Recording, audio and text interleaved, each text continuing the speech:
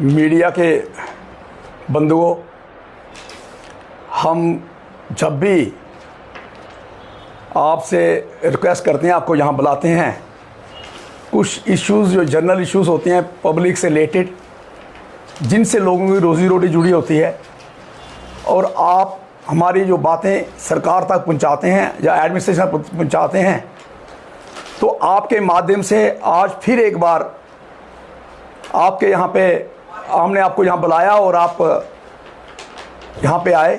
आपका बहुत बहुत शुक्रिया करते हैं, हम अदा करते हैं।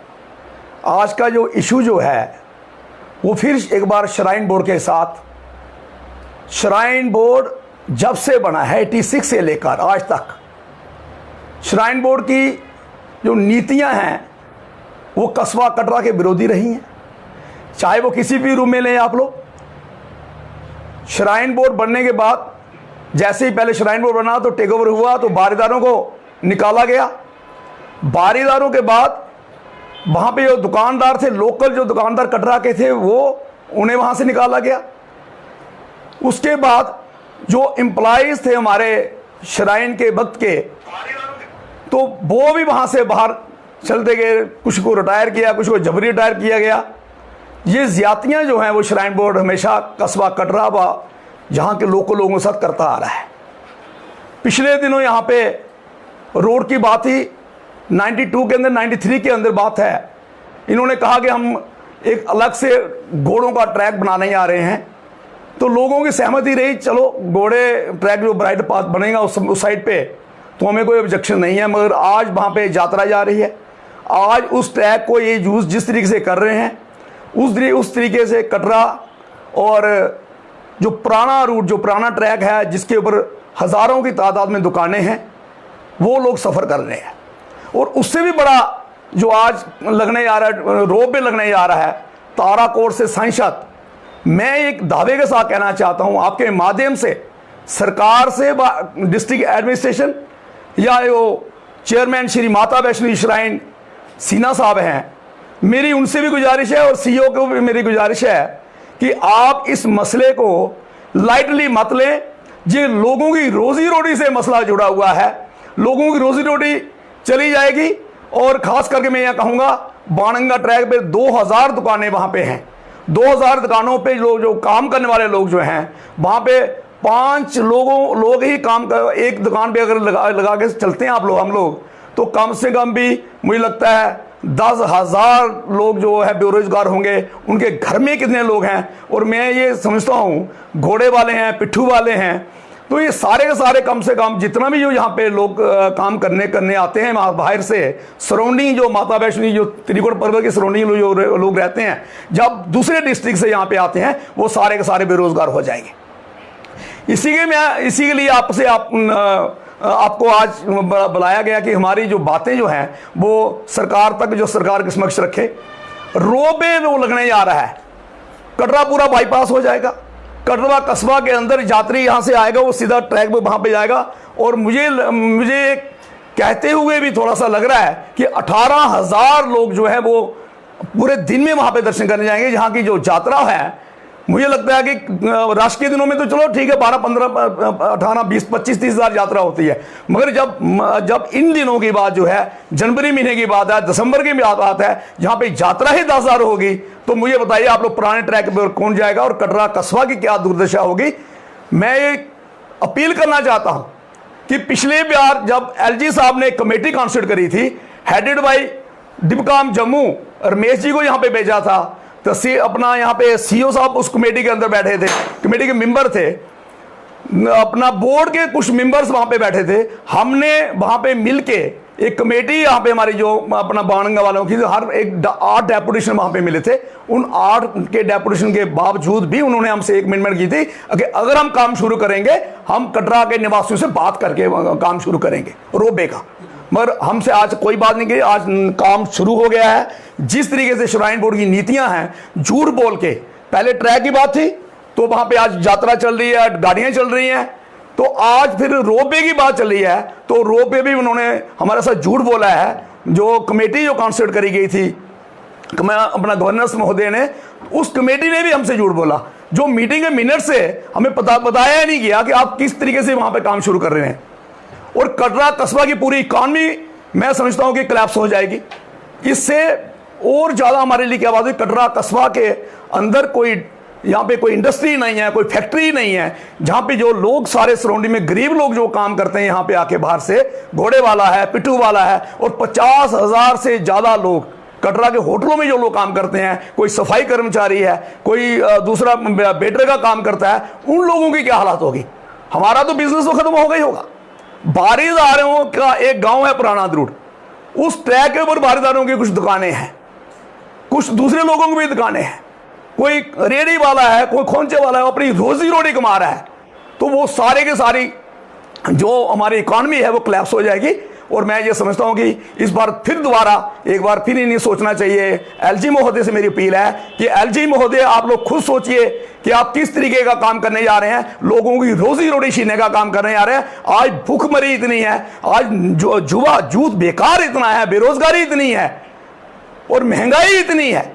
इस दौर के अंदर आप लोग इस तरीके की बातें करेंगे और अपने जो नए बच्चे आने वाले हैं उनका फ्यूचर क्या होगा, उनके फ्यूचर के खिलाफ खिलवाड़ ना करें। और मैं इन्हीं शब्दों के साथ कहूंगा कि अगर इस तरीके की बातें होंगी तो मुझे लगता है कि एडमिनिस्ट्रेशन के लिए सोचने में मजबूर होना पड़ेगा। ये अच्छी बातें नहीं है कि इससे जो जूथ जो है हमारा वो नशे की ओर जाएगा, वो गलत काम करेगा। तो फिर आप और यहाँ पे कस्बा कटरा के जो लोग जो हैं वो किस ओर जाएंगे ये कहना बड़ा मुश्किल होगा। और माता रानी की मैं एक आपसे इनसे रिक्वेस्ट करता हूं एलजी साहब से कि माता रानी को हाजिर नाजिर करके फैसला करिए कि उस जो जहां पे रोप वे लग रहा है उस रोप वे की अलाइनमेंट चेंज करिए। हमारी ये आपसे रिक्वेस्ट है कि मैंने पिछली बार भी कहा था कि बाणगंगा और चरणबाद का अर्धकुंवारी हाथी मथा सांझी छत, ये इस रूट जो माता वैष्णो की यात्रा जो है इस रूट से यात्रा है, उनका भी महत्व है उन स्थानों का। आप उन स्थानों को इग्नोर करके सीधा सीधा संसद ले आ रहे हैं, तो ये हमें मानने नहीं है, ये कस्बा कटरा के लोगों को मानने नहीं है। तो इस पे पर कोई ना कोई अपना बात करें और लोगों से यहाँ पे जो हम लोग जो बेरोजगार होने जा रहे हैं, जो जूझ जो जुआ जो भविष्य जो हमारे देश का है वो अगर बेरोजगार होने जा रहा है तो आप किस तरीके की डेवलपमेंट करना चाहते हैं। तो इस रोप वे के लिए हम विरोध में हैं और इसका विरोध करते रहेंगे कि जब तक आप इसकी अलाइनमेंट चेंज नहीं करेंगे। केंद्र में मंत्री डॉक्टर जितेंद्र सिंह से आपकी मुलाकात हुई है और अब्दुल्ला साहब से चीफ मिनिस्टर बनने के बाद उनसे भी उनसे मुलाकात हुई और कल आप डीसी सिलसिले में कोई बात नहीं हुई हमारी। हाँ, डॉक्टर फारूकुल्लाह जो नेशनल कॉन्फ्रेंस के प्रेसिडेंट हैं उनसे भी हमारी बात हुई है। पूरा जो कमेटी जो है जिसमें सोन सिंह जी थे, अपना करण जी थे या ओमकार जी थे, पूरा गांव जो इन्होंने कमेटी जो कांस्टिट्यूट करी है वो पूरी कमेटी वहाँ पे गई थी। डॉक्टर फारूक साहब ने आश्वासन दिया है कि आप लोग मसौदा तैयार करिए, हम उसको गवर्नमेंट को अभी चीफ मिनिस्टर जम्मू आने वाले हैं, मैं उनसे आपकी बात भी कराऊंगा सीटिंग करके, आप लोग अपना पक्ष रखिए और उसके ऊपर हम सोचेंगे कि हम उसे कैसे चेंज करा सकते हैं, अलाइनमेंट कैसे चेंज करा सकते हैं। ये आश्वासन उन्होंने दिया है कि उन्होंने ये भी कहा है कि अगर ये अलाइनमेंट चेंज नहीं होती है, अगर ये एक्सप्रेस वे वहाँ पार चला जाता है तो कस्बा पूरा इग्नोर हो जाएगा, कस्बा का जो बिजनेस है, व्यापार जो कस्बे का है वो टोटली खत्म हो जाएगा। जिस तरीके से आज जम्मू के हालात हैं, उन्होंने जम्मू का जिक्र भी किया है कि जिसके तरीके हालात जम्मू के हैं इस तरीके कटरा के हालात हो जाएंगे, वो हमें मंजूर नहीं है। क्योंकि लोगों का भविष्य जो रोजी रोटी का जो मतलब अपना रोजी रोटी का जो अपना हमारा साथ यात्रियों के साथ जुड़ा हुआ है, कि हमारा व्यापार ही यहीं पे है कि यात्री आएगा तो यात्री हमसे सामान खरीदेगा, जहाँ वो यहाँ पे रुकेगा, ढाबों पे अपना रेहड़ी पे खाना खाएगा, तो हमारी रोजी रोटी उसी से चलती है। उसके लिए उन्होंने कहा कि हम अपनी रोजी रोटी से किसी की खिलवाड़ नहीं करने देंगे। कल आपकी जो मीटिंग है श्री बलदेव राज शर्मा जो नवनियुक्त एमएलए हैं श्री माता वैष्णो देवी कॉन्स्टिट्यूंसी, उनके साथ भी कल शाम को आपकी एक मीटिंग हुई, तो उन्होंने इसके बारे में क्या कहा?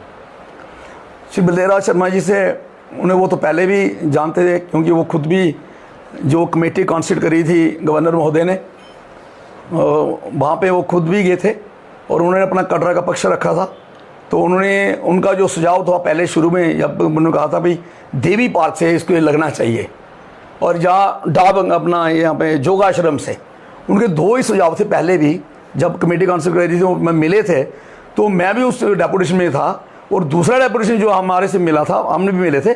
कल भी उन्होंने उसी सिलसिले पे बात करी है कि इसकी अलाइनमेंट के लिए हम बात करेंगे। उन्होंने अपनी तरफ से कोई आश्वासन नहीं दिया कि मैं अपनी हायर अथॉरिटी से बात करूंगा, मैं अपने जो मेरे सहयोगी हैं, जो कुलीग जो है मेरे, मैं उनसे बात करूंगा और डॉक्टर जितेंद्र सिंह से भी बात करूंगा कि हम इसे कैसे कर सकते हैं। उन्होंने ये भी कहा कि हम एलजी साहब से भी मैं बात करूंगा, मैं अपनी टीम लेके एलजी साहब से बात करेंगे कि हम किस तरीके से अपने लोगों को बचा सकते हैं। जैसे कि पिछले दिनों एक बहुत बड़ा प्रोटेस्ट हुआ था गंडोले को लेके, उस टाइम पे क्या कटरा क्या पुराना रोड सारे लोग यहाँ पर आए हुए थे और सबकी एक ही डिमांड थी कि गंडोला नहीं लगना चाहिए।